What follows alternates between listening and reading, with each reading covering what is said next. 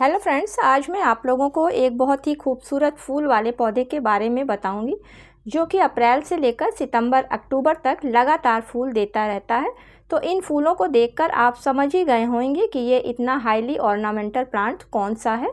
जी हाँ फ्रेंड्स, इसको ओरिएंडल या फिर कनेर के नाम से जानते हैं। तो आज इसी पौधे की देखभाल किस तरीके से करनी चाहिए, कौन सी इसको फर्टिलाइज़र देनी चाहिए जिससे कि हम गमले में लगे हुए कनेर के पौधे से ज़्यादा फूल ले सकें, इसी टॉपिक पर आज का हमारा वीडियो आधारित है। तो फिर चलिए देर ना करते हुए वीडियो की शुरुआत करती हूँ। नमस्कार दोस्तों, मेरे यूट्यूब चैनल पर आप सभी लोगों का हार्दिक स्वागत है।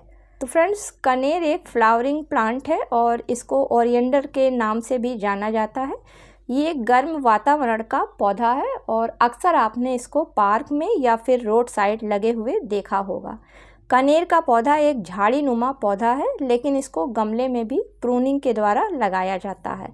इसमें जो फूल आते हैं वो पीले, गुलाबी और सफ़ेद रंग के फूल होते हैं। दो वैरायटी इसमें होती हैं, एक देसी आती है, दूसरी हाइब्रिड वैरायटी होती है। हाइब्रिड वैरायटी के पौधे हमेशा छोटे रहते हैं और वो गमलों में बहुत आसानी से चल जाते हैं। ये पौधा बहुत कम केयर मांगता है और भीषण से भीषण गर्मी को भी बहुत आसानी से झेल जाता है। इसके अलावा कनेर का पौधा हर तरीके की मिट्टी में बहुत आसानी से ग्रो हो जाता है। कनेर का पौधा अगर ज़मीन में लगा हुआ है तो इसकी जो हाइट जाती है वो 7 फुट से 21 फुट तक जाती है। इसके बावजूद इस पौधे को गमले में ग्रो किया जा सकता है। तो फ्रेंड्स, जब फ्लावरिंग सीजन इसका ख़त्म हो जाता है तो कनेर की पौधे की प्रूनिंग कर दी जाती है, जिससे इसकी हाइट कंट्रोल हो जाती है और इस पौधे को गमले में लगा दिया जाता है। बरसात के सीज़न में कनेर के पौधे की कटिंग को बहुत आसानी से लगाया जा सकता है, क्योंकि फ्रेंड्स कटिंग को लगाने के 10 से 15 दिन के अंदर ही जो इसकी कटिंग होती है उस पर रूट्स आने लगती हैं। तो सबसे पहले कनेर के पौधे के लिए पॉट की बात कर लेते हैं। तो फ्रेंड्स, कनेर का पौधा एक ऐसा पौधा है जो हर तरीके के गमले में आसानी से ग्रो हो जाता है। फिर चाहे वो मिट्टी का गमला आपके पास हो, प्लास्टिक का गमला हो या ग्रो बैग हो, तीनों ही तरीके के गमलों में ये बहुत आसानी से पौधा चल जाता है। इसके बाद फ्रेंड्स, इसके सॉइल मिक्सचर की बात करते हैं। तो कोई भी पौधा जो होता है वो गमले में आसानी से ग्रो नहीं होता है, क्योंकि उसके पास सब कुछ लिमिट का होता है। इसलिए जब उसको पॉट में लगाते हैं तो सबसे पहले उसकी सॉइल मिक्सचर पर ध्यान देना होता है, क्योंकि यही उसका बेस होता है। तो जब आप कनेर के पौधे को नर्सरी से लाकर अपने घर में लगाएं तो इसका जब सॉइल मिक्सचर को तैयार करें तो उसमें आप 40% बगीचे की मिट्टी को मिलाएं और 20% आप उसमें रेत यानी कि बालू को मिलाएं। 30% उसमें आप वर्मी कंपोस्ट या फिर गोबर की अच्छी खाद जिसमें कोई कीड़ा वगैरह ना हो उसको मिलाएं। और जो बचता है आपके पास उसमें आप नीम कली, फंगीसाइड और जो भी आपके पास अच्छा माइक्रो न्यूट्रिएंट्स हो उन सब को मिलाकर एक अच्छा सा सॉइल तैयार करें। और उस सॉइल मिक्सचर में आप अगर कनेर के पौधे को लगाते हैं तो आपका कनेर का पौधा काफ़ी अच्छी तरीके से ग्रोथ करेगा, साथ ही साथ उसमें फ्लावरिंग भी ज़्यादा होगी। इस पौधे के लिए अगर धूप की बात करें तो ये पौधा पूरी तरीके से धूप ही वाला पौधा है। इसलिए आप अपने पौधे को ऐसी जगह रखें जहां इस पर पूरे देर की धूप आती हो, क्योंकि अगर आप इसको छायादार जगह पर रख देंगे तो इसमें फूल कम आएंगे या फिर आएंगे ही नहीं। हर पौधे की तरीके से ही कनेर के पौधे को भी वेल ड्रेन्ड मिट्टी काफ़ी पसंद होती है।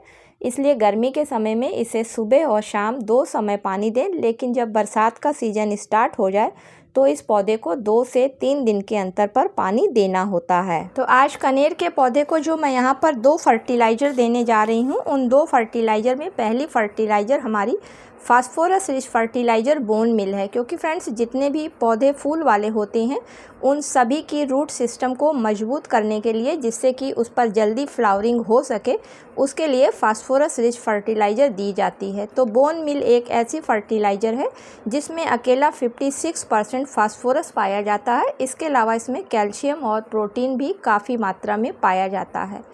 तो इसको अगर पौधे पर इस समय दिया जाता है तो पौधे का रूट सिस्टम मजबूत होएगा, जिसकी वजह से पौधे पर फ्लावरिंग जल्दी स्टार्ट हो जाएगी। और अब इसमें जो दूसरी फर्टिलाइज़र मैं मिलाने जा रही हूँ तो फ्रेंड्स वो पोटेशियम फर्टिलाइज़र है, क्योंकि पोटास एक ऐसी खाद है जो कि पौधों पर डालने से फूल वाले पौधों में फूल जल्दी आते हैं तथा ज़्यादा मात्रा में निकल कर आते हैं।